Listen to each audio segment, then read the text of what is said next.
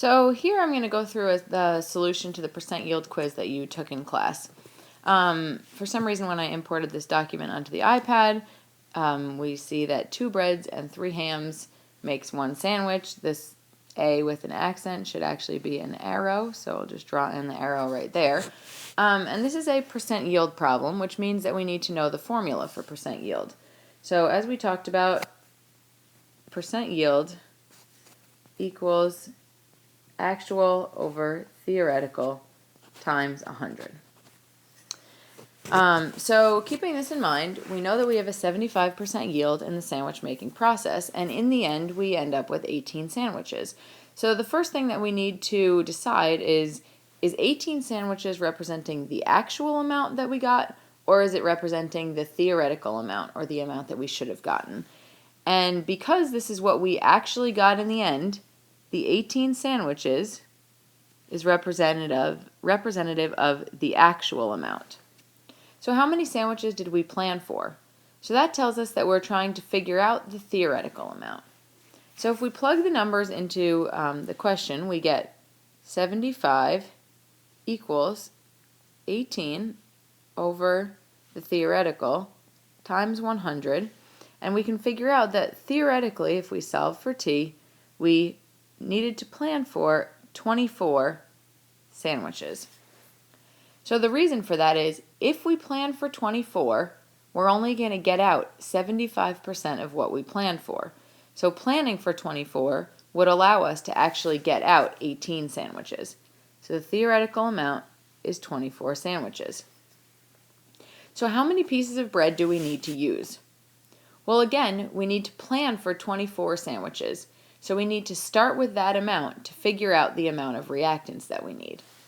So 24 sandwiches times we know that we need 2 pieces of bread for every 1 sandwich. So therefore we must need 48 pieces of bread in total. How many pieces of ham did you use? Well, we know that we're planning again for 24 sandwiches, and we know that each sandwich, for every 1 sandwich, we need 3 pieces of ham. So the total pieces of ham must be 72 pieces of ham. So a couple of things to point out here. First of all, when you are figuring out the amount of reactants that you need, you have to start with the theoretical amount of product that you want to produce. So you can see here we were looking for how many pieces of bread we needed, so we started with the theoretical number of sandwiches that we wanted to produce. Here we wanted to figure out the amount of pieces of ham that we needed, so again we started with the theoretical number of sandwiches that we wanted to produce. The way that we figured out what to multiply by here, 2 breads for every 1 sandwich.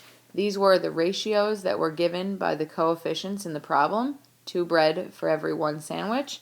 And here we knew that we needed 3 pieces of ham for every 1 sandwich because of the ratio given by the balanced equation in the problem. So let's move on to the next problem on the quiz. This actually was sort of a hard question because you had to think about a couple of things. You had to think about the idea of limiting reactants, and you also had to think about the idea of percent yield. So let's see. 1.85 grams of aluminum reacts with 7.50 grams of copper sulfate, and the percent yield is 56.5%. What mass of copper is produced? So again, this A with an accent should actually be an arrow. So the first thing that we need to do is we know that we're starting off with 1.85 grams of aluminum,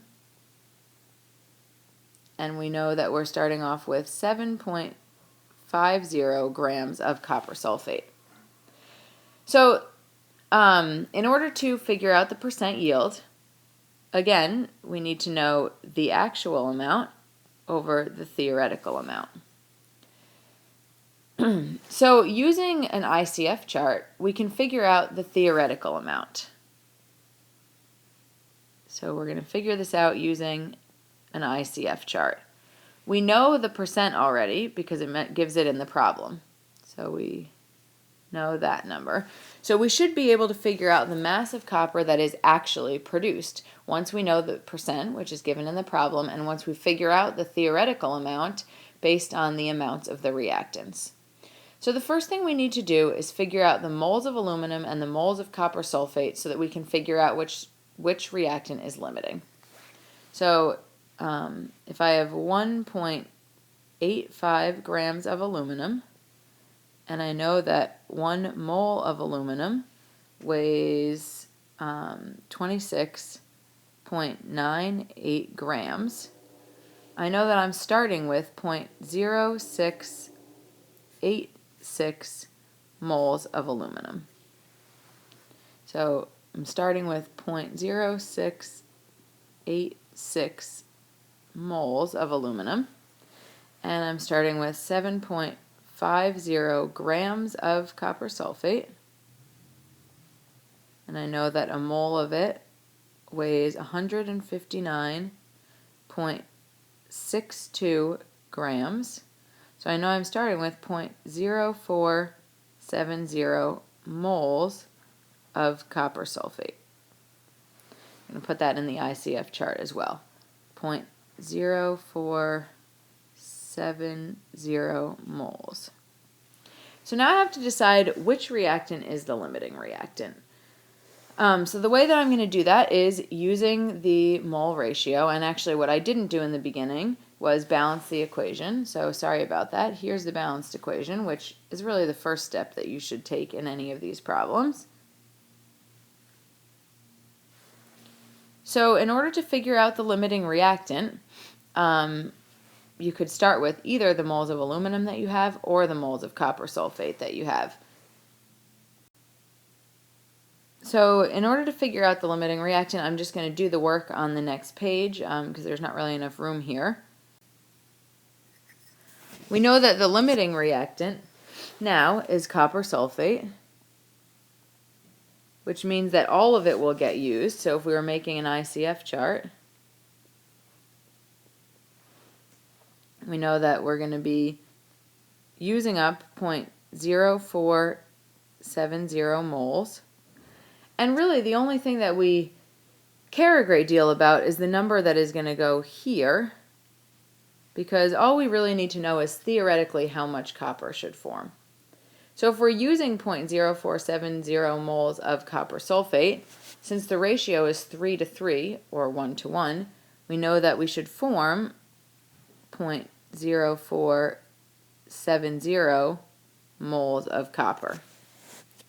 If we convert that many moles of copper to grams of copper, we know that 1 mole is 63.55 grams. We know that we should form 2.99 grams of copper. And again, this is the amount of copper that should be formed if everything happened according to plan. But because of the reaction we have, we know that this percent yield of this reaction is only 56.5%. So if we should get 2.99 grams, but we're only going to get 56.5%, we can plug these numbers into the original percent yield equation, which is here, and see what our actual yield would be. So let's go over to a new aluminum that we had, which was 0.0686 moles of aluminum. And we know, using the balanced equation and the ratio there, that every 2 moles of aluminum requires 3 moles of copper sulfate.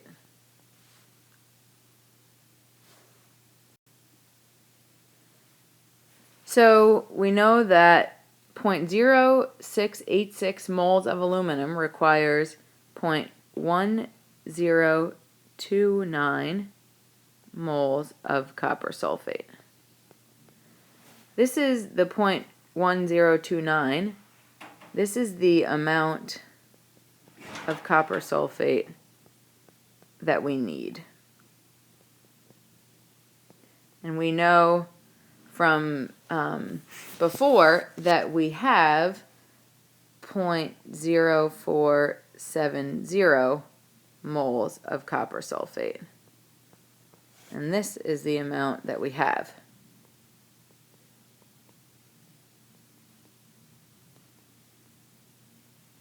So we know that we need 0.1029, but we only have 0.0470. So we don't have enough copper sulfate, which tells us that copper sulfate is the limiting reactant. So if we go back to the last slide,